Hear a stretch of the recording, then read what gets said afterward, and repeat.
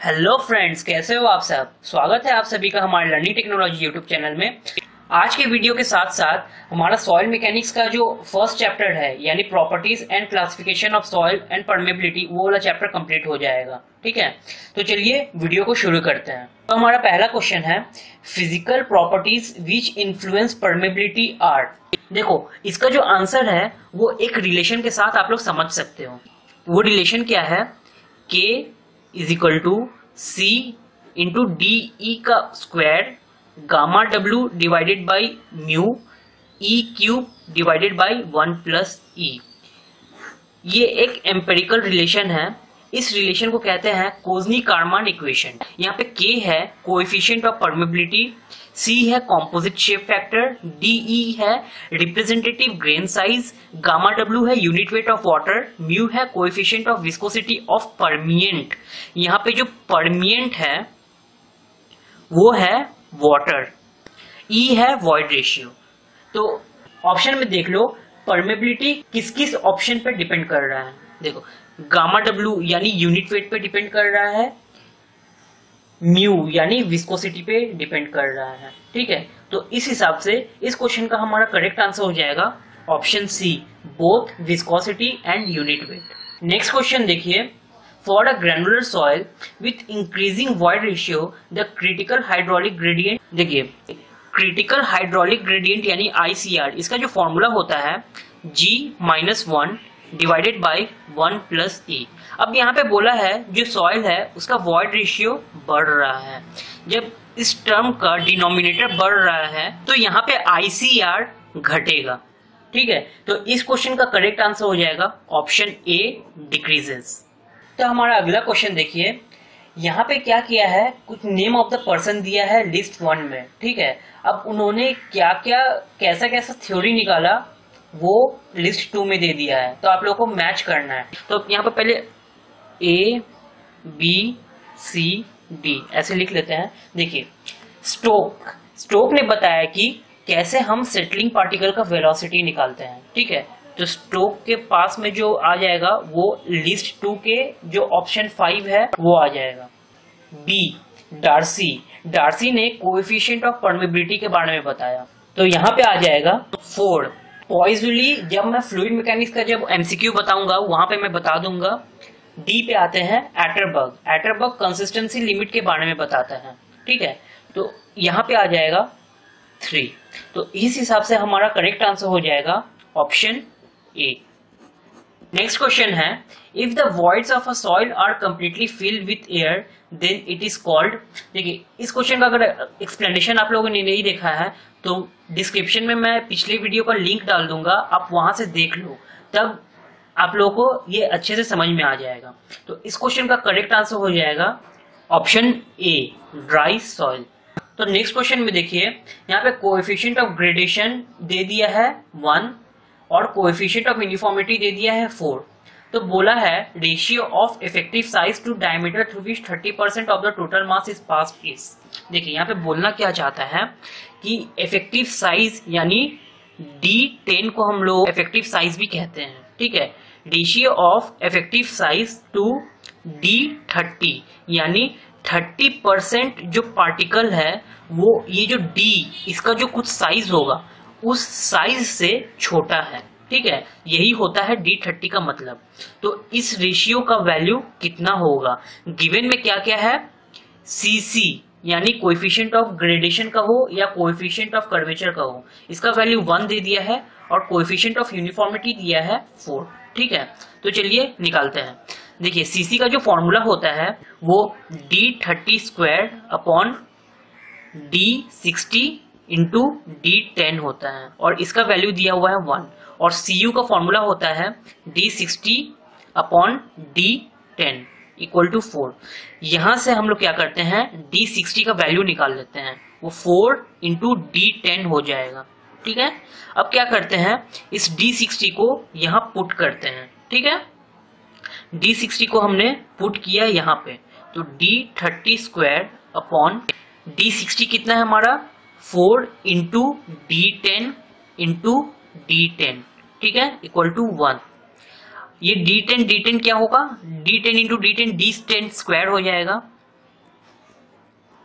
D30 square upon 4D10 square equal to 1।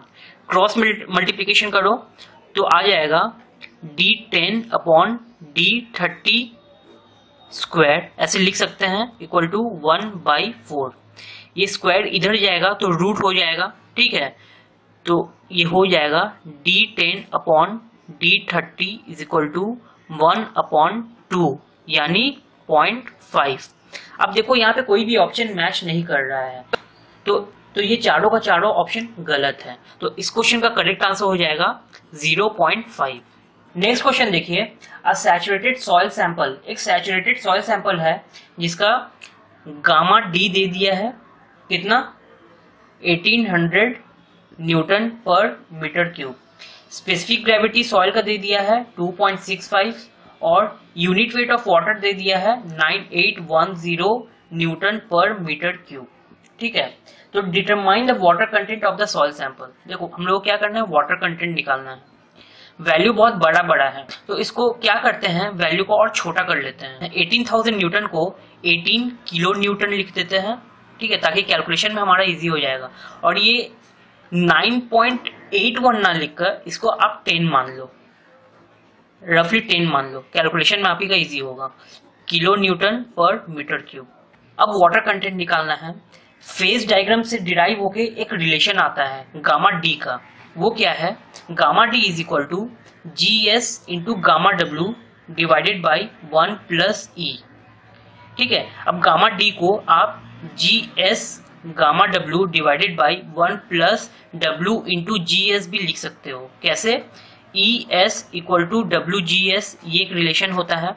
यहाँ पे क्या बोला है, सॉइल सैचुरेटेड है, तो ये जो S यानी डिग्री ऑफ सैचुरेशन जो है ये 1 हो जाएगा। तो इस हिसाब से E इक्वल टू WGS हम लोग यहाँ पे लिख सकते हैं, ठीक है। अब देखिए गामा डी कितना है 18, GS 2.65 है, गामा डब्ल्यू 10 है, 1 प्लस वाटर कंटेंट हम लोगों को निकालना है, 2.65 GS दे दिया है, ठीक है। तो वाटर कंटेंट हम लोग ऐसे लिख सकते हैं 2.65 into 10 divided by 18 minus 1 into 1/2.65। तो जब आप इसको डिवाइड करोगे, कैलकुलेशन करोगे तो आएगा 850 डिवाइडेड बाई 4770, ठीक है। जब आप इसको कैलकुलेट करोगे तो आप लोगों का आएगा 0.178, ऐसा करके कुछ आएगा।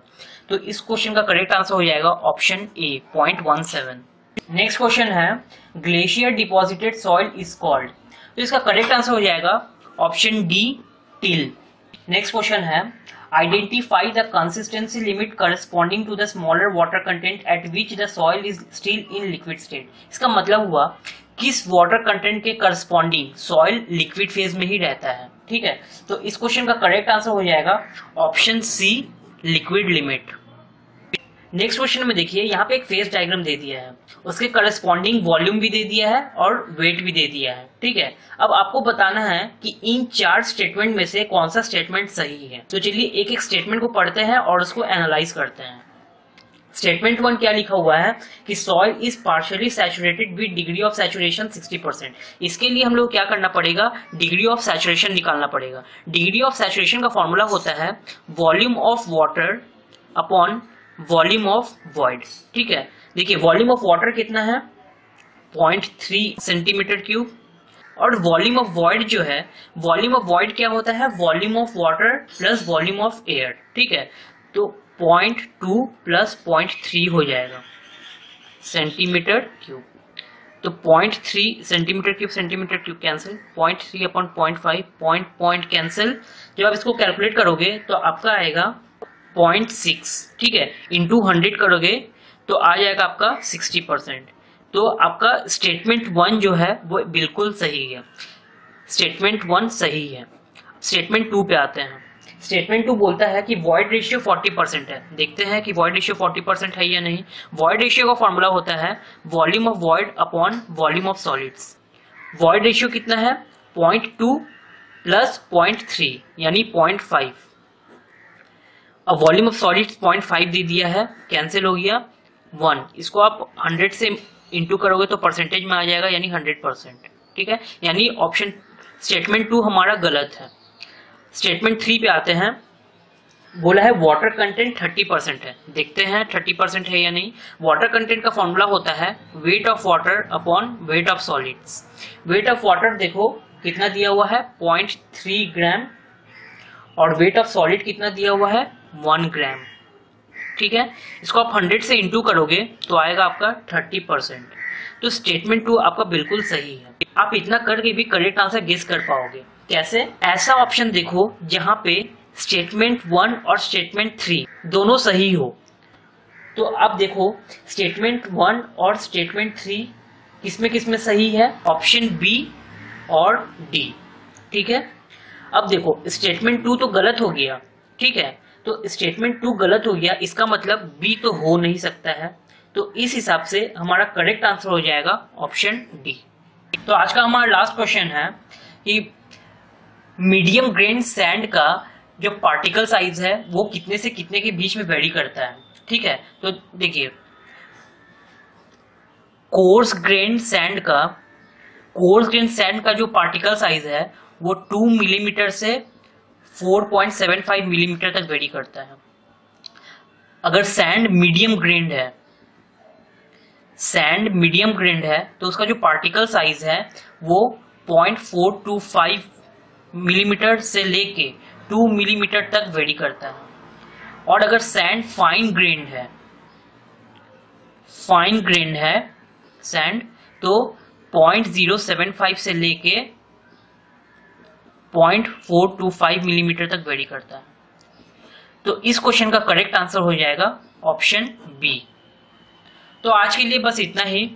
आशा करता हूं कि आप लोगों को वीडियो पसंद आया होगा और समझ में भी आया होगा।